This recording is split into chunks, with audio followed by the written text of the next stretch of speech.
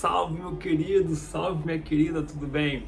Voltando aqui, Daniel falando contigo, falando com você sobre a segunda parte, né, da etnomatemática, né?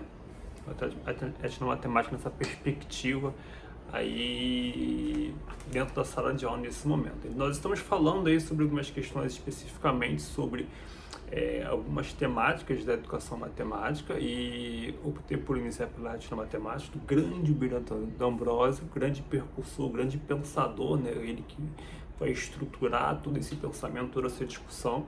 E a partir dessa discussão, estou fazendo essa conversa com você sobre etnomatemática, o vídeo da parte 1 que eu apresentei no outro vídeo aqui dessa playlist. Agora estou falando da etnomatemática parte 2, algumas implicações na sala de aula, né?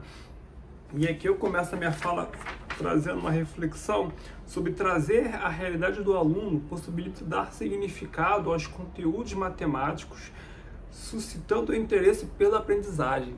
E a etnomatemática tem essa vertente, tem essa possibilidade, né, de compreender os saberes que os estudantes já trazem. E hoje, nesse mundo digital, nesse mundo hiper, mega, assim, super conectado, isso é muito plausível, né? Raramente, dentro de um contexto que nós estamos dentro do Brasil, o aluno não vai ter pesquisado esse assunto, ele não vai ter acesso a esse assunto na internet.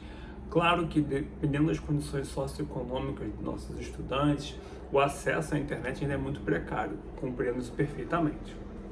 Todavia, quando a gente pensa na possibilidade de acesso de uma maneira mais amplificada dentro da sala de aula, isso é bem plausível. Então, há muitas matemáticas, né, muitos conteúdos matemáticos que podem ser validados e compreendidos a partir desse ponto de vista que você está iniciando. Por exemplo, trigonometria, vamos pensar aqui. Trigonometria é um assunto muito, muito difícil para os alunos, né? Porque envolve a questão do seno, do cosseno, tangente, isso não é muito comum para eles. Então, pensar nessa matemática a partir, por exemplo, da inclinação, né, da rampa, né, da acessibilidade das cadeiras de roda, ou então pensar na rampa de acesso ao supermercado, que ele pode estar empurrando o carrinho com a família, ajudando ali de certa maneira se sair do supermercado, né? E isso já dá uma ideia desse conteúdo matemático, sabe? Trazer essa discussão inicial, não precisa inicial, não precisa ser uma discussão profunda, né? De maneira, se você tiver tempo na sua escola, se a sua escola for uma escola que permite esse trabalho, é válido, sabe? Trazer ampliar a profundidade dessa discussão sobre a rampa a partir para falar de seno, cosseno e tangente. Que geralmente os exemplos que se apresentam nos livros são de medir distâncias, que está corretíssimo, não estou falando que não está. Mas dentro do conteúdo matemático desse aluno, dessa aluna, talvez, a questão da acessibilidade e a questão da rampa, principalmente no supermercado, para empurrar o carrinho ali, né, possa dar um pouco mais de significado para ele. Pensar, como é que essa rampa é calculada? Essa rampa é calculada de acordo com vozes da cabeça desse professor, desse engenheiro, dessa engenheira? Não, tem normas a serem seguidas, né? E trazer essa discussão para dentro da sala de aula, porque, como eu falei, possivelmente ele já passou por uma rampa, tanto na questão da acessibilidade, ele já passou por isso na cidade dele, na cidade dela. No supermercado também isso é muito possível, né? Então, trazer a realidade do aluno é um ponto. Estou trazendo a trigonometria. Por quê? Porque é um conteúdo que é mais denso. Quando eu vou falar, por exemplo, da função linear, isso é mais simples, né? Porque a gente relaciona a questão da proporcionalidade. E a proporcionalidade está presente em diversos contextos da vida da nossa vida, da vida dos alunos, né? Aqui eu vou trazer uma outra reflexão aqui. A matemática está em todo lugar. Isso é um outro ponto interessante, né, que a etnomatemática traz. E outra grande brincadeira que a gente pode fazer, né, da percepção que a gente pode fazer isso, é em relação aos números, né? Principalmente os números irracionais. Por que os números irracionais?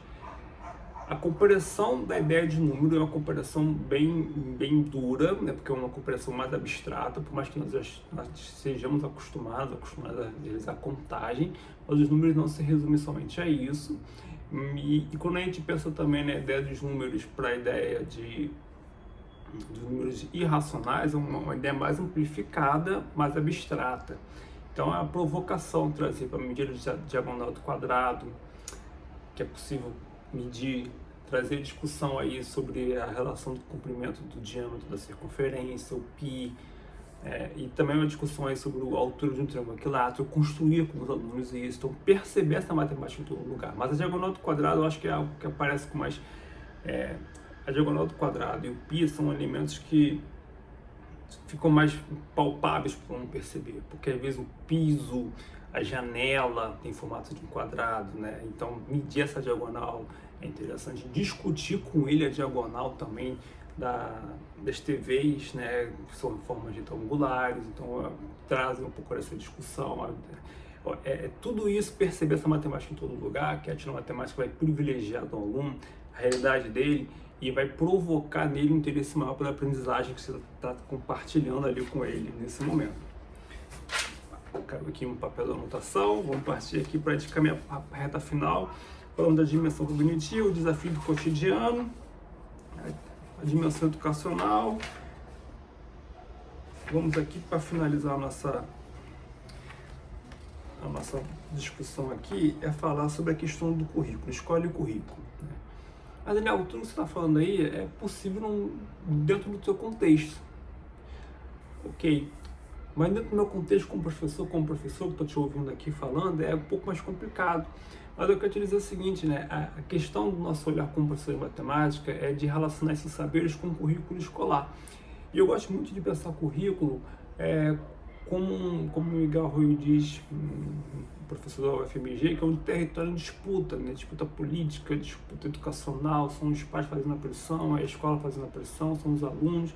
Mas você como professora pode pensar um currículo que faça sentido para você. E esse currículo que eu falo é um currículo que vai ser transformado e se transformar a partir do percurso. Então, eu vou defender a ideia de currículo como uma ideia de trajetória, a ideia de como você vai conduzir a sua aula. Então, você pode ter uma aula mais expositiva em diversos momentos, que é o espaço onde a gente se sente mais confortável, que às vezes é o espaço que nos colocam. Entretanto, você pode fazer essas provocações, como eu trouxe para você aí, em relação ao contexto e do aluno, e essa matemática está em todo lugar. Então a etnomatemática ela vai provocar, né? Vai provocar essa motivação primeiramente em nós como professores, como professoras, e para trazer essa discussão para os nossos alunos, para nossas alunas, tá bom? Então encerra aqui essa segunda parte do vídeo, falando dessa questão do currículo, esse currículo como um conceito não de tópicos a serem seguidos, mas como um caminho, uma jornada a ser construída, e pensando nessa materácia, né? A capacidade de interpretar e analisar sinais e códigos, de propor, utilizar modelos e simulações da vida cotidiana, de elaborar abstrações sobre representações do real. Então, trazer essa materácia, que a etnomatemática tem essa capacidade, e trazer isso para a nossa sala de aula, né?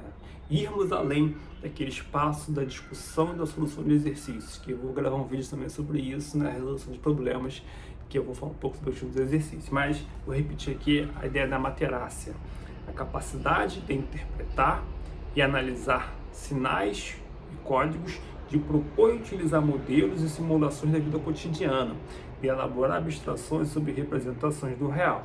Então, a materácia está ali da etnomatemática e é algo que a gente precisa se apegar para pensarmos nessa construção curricular que vai além do cumprimento das ementas e desse currículo que se propõe a ser um currículo com foco na pedagogia do exame, que eu vou falar também com mais calma em outro vídeo sobre essa pedagogia, tá bom? Um beijo no coração, compartilhe esse vídeo ao máximo, se inscreva aqui no canal e vamos juntos nessa jornada aí sobre a educação matemática, nesse canal aqui, nesse espaço que eu estou criando com você, professora de matemática. Até mais, tchau, tchau.